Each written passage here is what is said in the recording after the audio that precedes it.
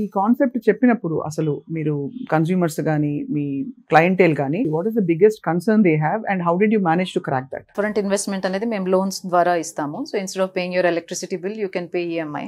Same or less. So EMI can be design to be much less than your electricity bill. So ఈ రోజు ఒకవేళ మీరు 1500 కడుతున్నారంటే EMI మనం 1500 ఆర్ లోవర్ పెట్టుకోవచ్చు మంత్లీ, అండ్ దాని ప్రకారం కూడా ప్రోడక్ట్ క్రియేట్ చేయొచ్చు.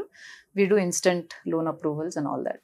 సెకండ్ వచ్చి అందరికి అనిపిస్తుంది అన్ని లోడ్స్ పనిచేస్తాయా, ఇంట్లో ఏసీలు పనిచేస్తాయా, వర్షాకాలం ఏమవుతుంది, these are the standard questions.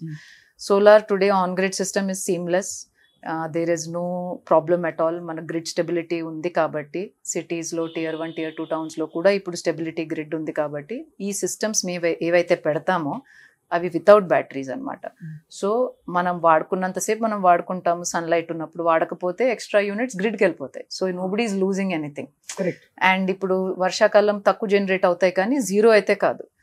So ఆ టైంలో మనం గ్రిడ్ నుంచి తీసుకుంటాం. So net you are saving every month. And ₹1,00,000 మీరు సోలార్లో ఇన్వెస్ట్ చేస్తే 25,000 to 30,000 ఇయర్లీ మీరు సేవ్ చేసుకుంటారు. సో 3 years to 4 yearsలో మీరు పెట్టింది మీకు రిటర్న్స్.